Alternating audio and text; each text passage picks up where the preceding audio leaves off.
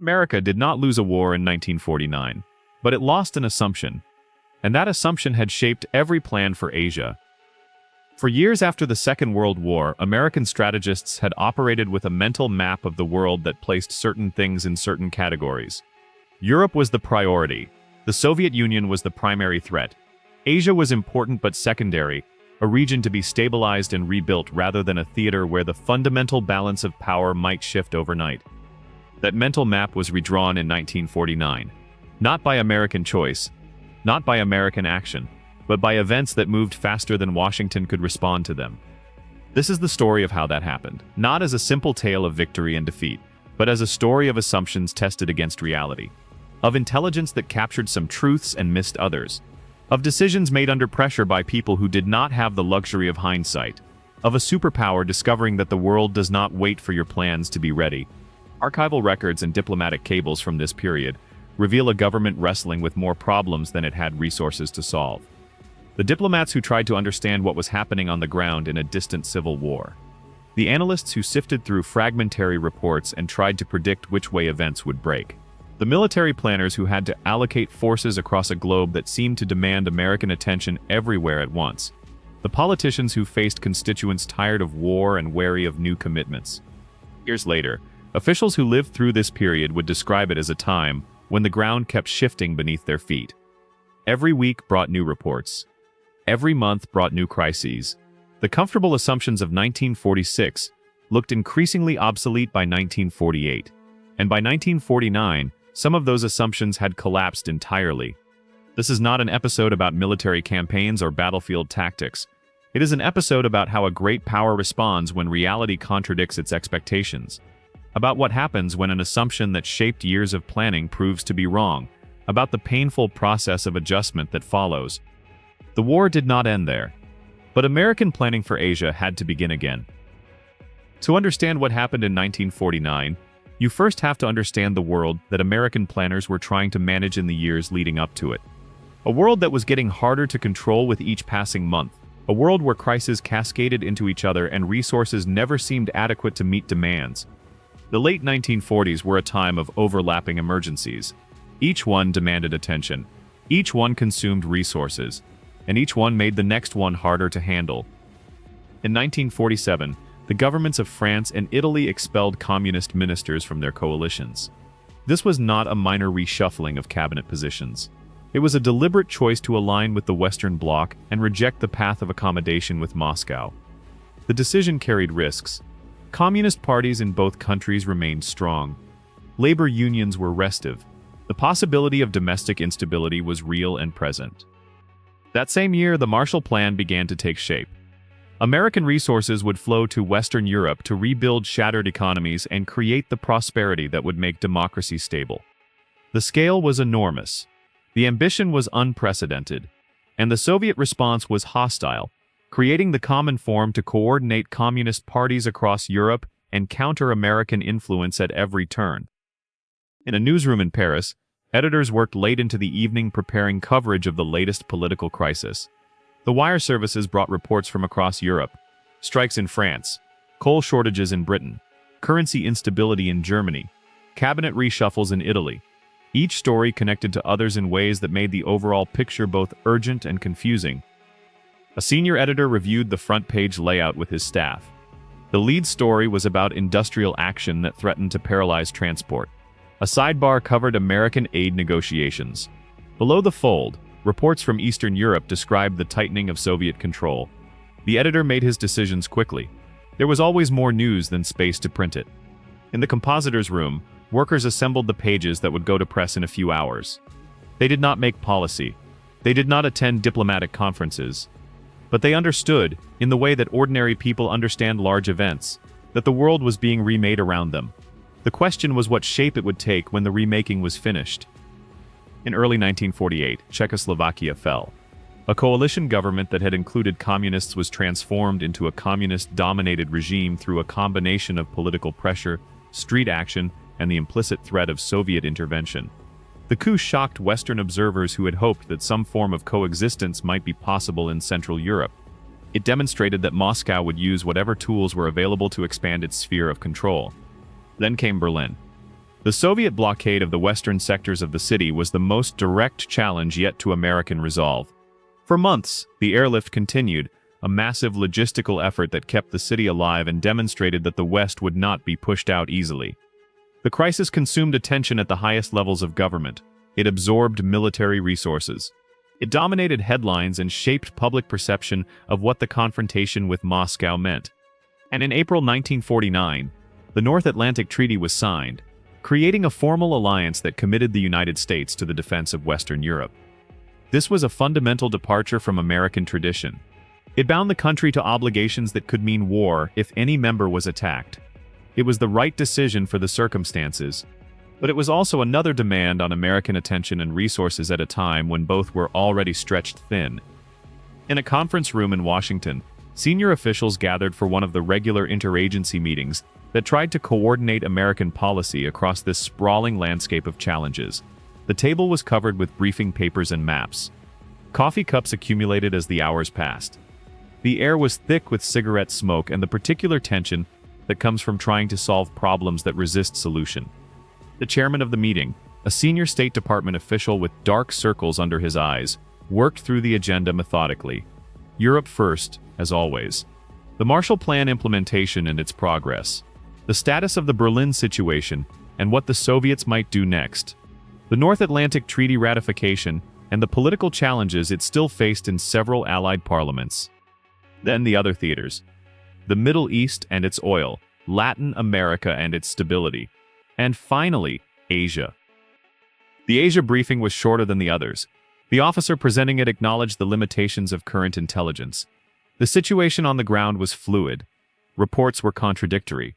What was clear was that a civil war that had been ongoing for years was reaching some kind of climax, but predicting the outcome with confidence was difficult given the information available.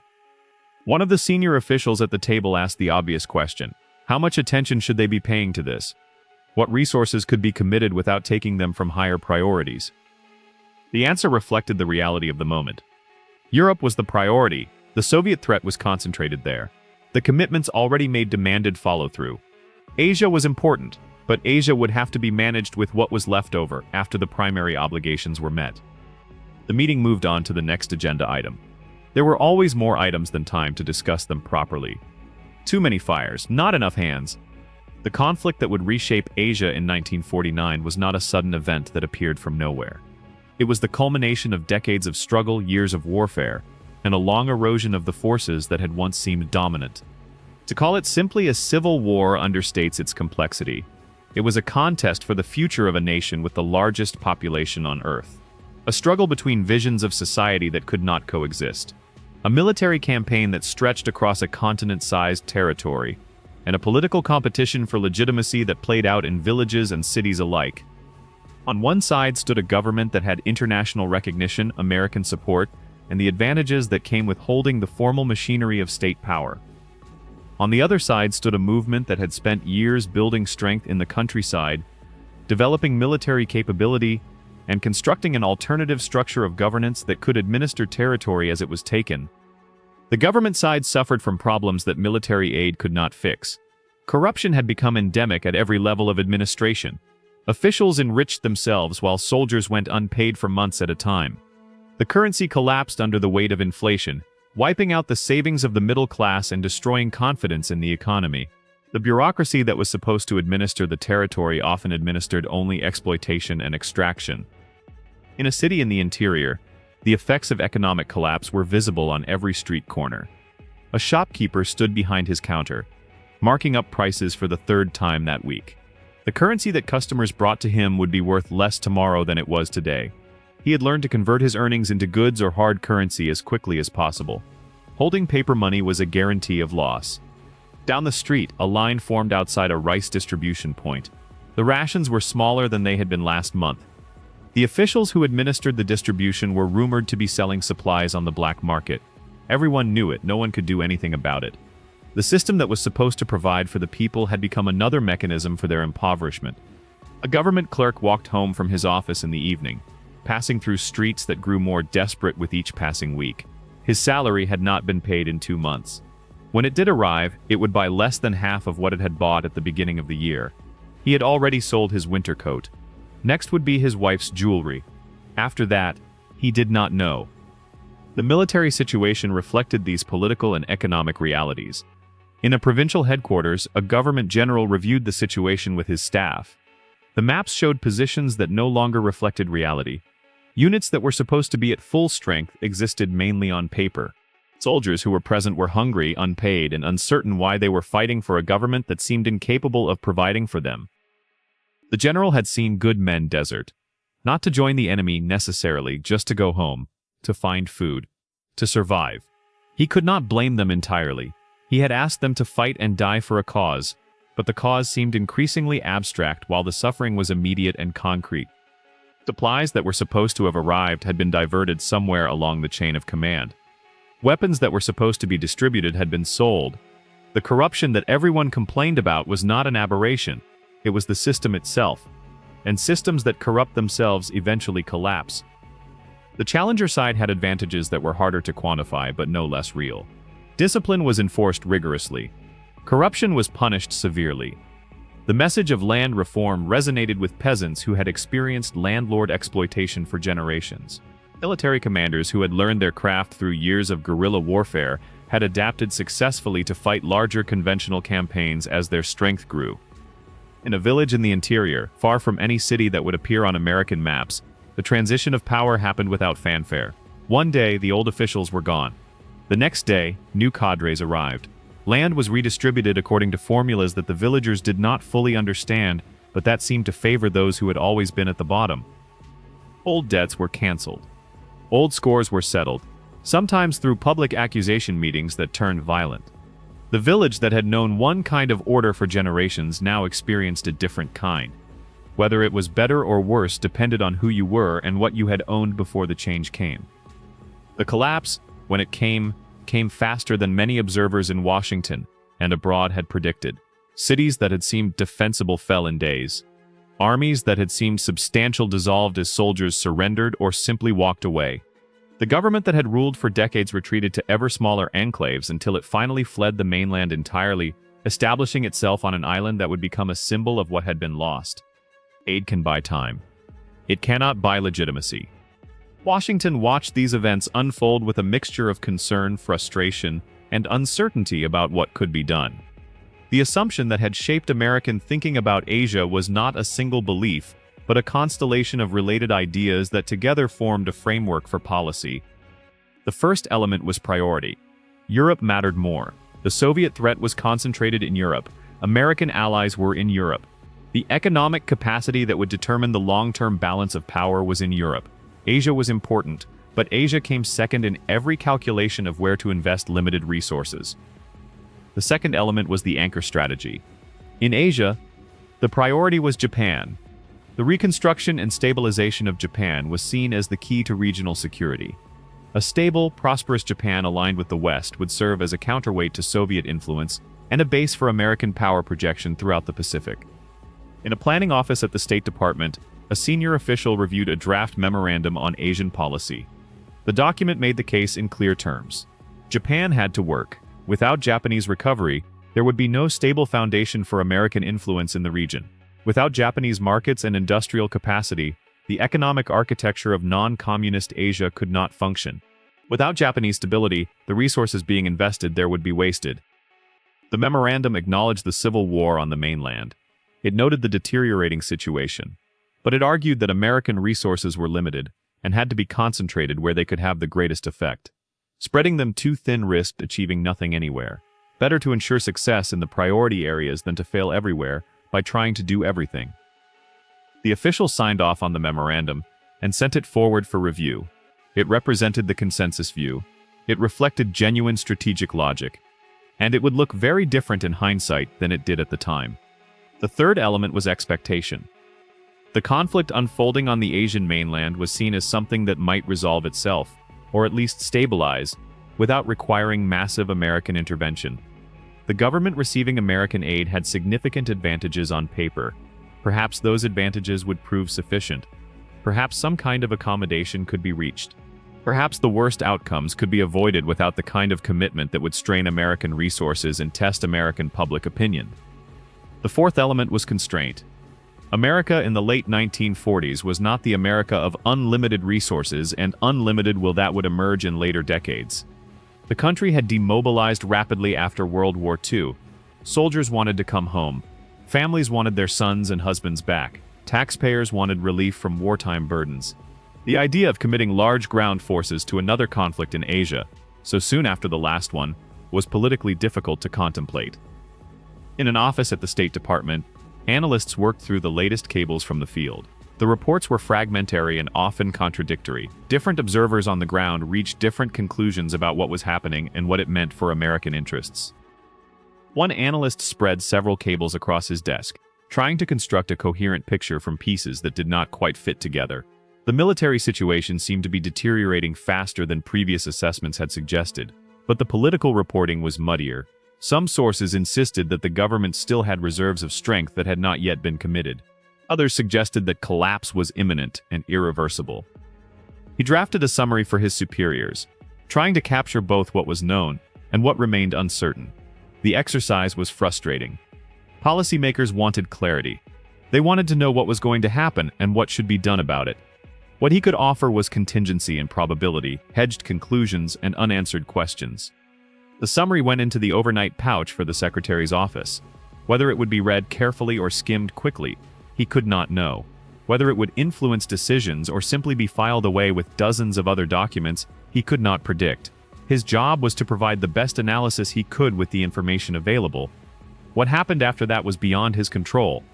Priorities are strategy, until they become blind spots. When the final collapse came, when the government that had held international recognition and American support fled the mainland and established itself on an island remnant, the reaction in Washington was intense and prolonged. In Washington, people did not speak of a civil war ending. They spoke of a fall, because fall implies ownership, and ownership fuels blame. The question that dominated the political landscape was as simple as it was explosive. Who lost this? And the search for answers would poison American politics for years to come. The premise of the question contained an assumption of its own, that the outcome was something that had been Washington's to determine, that with different policies, different advisors, different decisions, the result would have been different, that someone, somewhere, had made a mistake that could have been avoided, or worse, that someone had deliberately sabotaged the effort through disloyalty or treason. This search for culpability reflected something deep in American political culture. The belief that outcomes are the result of choices. That failures must have causes that can be identified and blamed. That if something goes wrong, it must be because someone did something wrong. The reality was more complicated than any simple assignment of blame could capture. But complicated explanations do not satisfy the hunger for accountability that follows a perceived defeat. In a living room in a Midwestern town, a family gathered around the television set that had recently become the centerpiece of their home. The evening news showed maps with large territories changing color. The anchor spoke in grave tones about shifts in the balance of power that would affect American security for generations. The father watched in silence, trying to make sense of what he was seeing. He had served in the Pacific during the war. He had seen friends die on islands whose names most Americans could not pronounce. Now another part of Asia had fallen into what the commentators called the communist orbit. He wondered what it meant for his sons. Would there be another war? Would they be called to fight in places he had never heard of? His wife sat beside him, knitting needles moving steadily even as her eyes stayed fixed on the screen. She had spent years worrying while her husband was overseas. She had hoped those years of worry were behind her. The news suggested otherwise. The children did not fully understand what they were watching, but they understood from their parents' faces that something important and troubling had happened. The world that had seemed stable and safe looked less so with each passing broadcast. In a committee room in the Capitol, hearings began that would stretch on for months. Witnesses were called. Documents were demanded. Allegations were made, some based on evidence, some based on suspicion, some based on pure political calculation. A senior diplomat who had served in Asia found himself in the witness chair, answering questions about cables he had written years before. The committee counsel parsed his words carefully, looking for evidence of misjudgment or worse. The diplomat tried to explain the context, the constraints, the uncertainty that had surrounded every decision. But context and nuance were difficult to convey in an atmosphere charged with accusation. He had served his country for decades. He had worked long hours in difficult posts. He had tried to provide honest assessments, even when those assessments were not what his superiors wanted to hear. Now he sat under bright lights, while congressmen suggested that his honest assessments had been something else entirely. Reporters filled the press gallery, writing stories that would shape public perception of what had happened and who was to blame. The headlines were dramatic. The coverage emphasized conflict and accusation. The complexities that the diplomatic witness tried to explain were compressed into simpler narratives of failure and responsibility. The political effect was significant and lasting. Careers were damaged or destroyed. Policies were constrained by the need to appear tough. The space for nuanced discussion of Asian affairs narrowed as the pressure to demonstrate uncompromising anti-communism increased. Anyone who had ever suggested that the collapse might be inevitable, or that American intervention might not have prevented it, became vulnerable to attack. When an assumption falls, politics looks for a culprit. The strategic significance of what happened in 1949 extended far beyond the immediate political reaction. It represented a fundamental shift in the architecture of the Cold War that would shape American policy for decades. Consider what had changed in purely geographic terms. A territory that contained roughly a quarter of the world's population had moved from one column to another. Not from neutral to aligned, but from aligned with the West, at least nominally, to aligned with the communist world. The implications radiated outward in every direction. For the Soviet Union, the change meant that the global balance of forces had shifted, not in terms of military hardware or industrial capacity, where Moscow still faced significant constraints, but in terms of strategic position and ideological momentum. The resources of the Asian mainland, human and natural, were potentially available to the other side. The sense that history was moving in one direction had been reinforced. For the remaining non-communist states of Asia, the change created new anxieties that would shape their policies for years. If the largest country in the region had fallen, what did that mean for smaller ones? Would they be next? Would the pressure that had overwhelmed one government now be applied to others? The desire for reassurance intensified, even as the ability to provide reassurance became more complicated. For American strategists, the change required a fundamental reconceptualization of the challenge they faced. The containment strategy that had been developed primarily for Europe would have to be adapted for new circumstances and new geography. In a planning room at the Pentagon, officers spread maps across a large table and began the work of reassessment. The maps showed the Pacific theater in a new and troubling light. The familiar calculations about distances and supply lines and defensive positions looked different when you changed the political color of the Asian mainland. A naval officer traced potential shipping routes with his finger, noting how the new situation affected strategic choke points and logistical possibilities. The island chains that stretched from Japan through the Philippines took on new significance. They were no longer just territories to be administered. They were potential front lines in a confrontation that had suddenly moved much closer. An Air Force officer discussed the implications for bases and range and power projection. The assumptions about where American aircraft could operate and what they could reach would have to be revised. New facilities might be needed. Existing ones might need to be reinforced. The budget implications were significant. An Army officer raised questions about ground forces and the commitments that might be required if the situation continued to deteriorate. The mainland was lost. But what about the periphery? What about the allies who remained? What would it take to hold the line that could still be held? One of the senior officers at the table raised the question that everyone was thinking but no one wanted to ask too loudly. What happens if they decide to push further? What happens if this is just the beginning? No one had a confident answer. The uncertainty itself was a kind of answer. The margin for error had shrunk. The consequences of miscalculation had grown. The world had become more dangerous, and they were still figuring out exactly how much more dangerous it had become. The Cold War did not just expand, it recentered. Moscow watched the events of 1949 with intense interest, but also with caution that Western observers sometimes underestimated. The Soviet calculation was not simple triumphalism, it was a careful weighing of opportunities and risks. On one hand, the shift in Asia represented an expansion of the communist world that exceeded anything Stalin had planned or expected. The ideological significance was immense. The propaganda value was substantial. The strategic implications were far-reaching and would take years to fully exploit. On the other hand, The new situation created complications that were not immediately obvious to outside observers. A revolutionary movement that had come to power through its own efforts, not through Soviet intervention, would not necessarily be a compliant satellite. The relationship would have to be managed carefully. Expectations would have to be aligned. The inevitable tensions between two proud revolutionary movements would have to be navigated with skill. And there were the risks of overreach. The Soviet Union in 1949 was still recovering from the devastation of the war. Its industrial base was rebuilding but not yet restored to full capacity. Its military was powerful but not unlimited. Its leadership understood that direct confrontation with the United States carried dangers that no ideological victory was worth. In an office in Moscow, analysts prepared assessments for senior leadership about what the new situation in Asia meant for Soviet strategy. The reports went through multiple drafts as officials tried to capture both the opportunities and the risks. The temptation would be to push hard, to exploit the apparent momentum, to test Western resolve while it seemed weakened.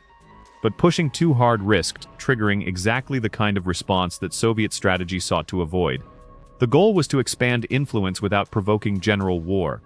That goal required restraint as well as ambition, patience as well as aggression. The assessment went up the chain of command, one document among many that flowed through the Soviet bureaucracy. The caution it recommended was real. Moscow saw opportunity in 1949, but Moscow also saw danger. The art would be in exploiting the one while avoiding the other. The gain was real, but so was the risk of pushing too far.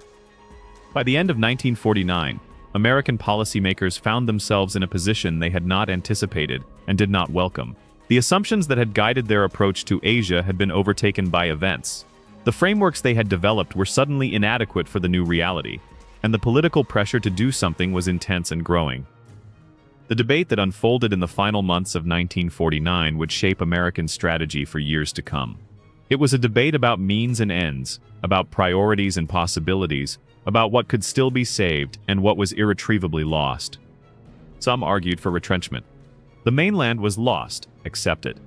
Focus resources on defensible positions. Build up the chain of islands and allies that could still be held.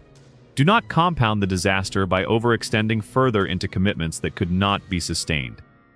Others argued for counteroffensive. The loss was unacceptable. Find ways to reverse it. Support resistance. Maintain the possibility of rollback. Do not signal weakness by accepting defeat as permanent. Still others argued for calibrated response. Neither retreat nor advance. Hold the line where it could be held. Strengthen allies who remained. Build capabilities for the long term. Wait for opportunities that might emerge. Do not panic into either overcommitment or abandonment. In a conference room at the State Department, senior officials debated these options with an intensity that reflected the stakes involved. The discussion went late into the evening as positions were staked out and defended. A senior diplomat made the case for a careful, long-term approach. The loss on the mainland was serious but not fatal to American interests.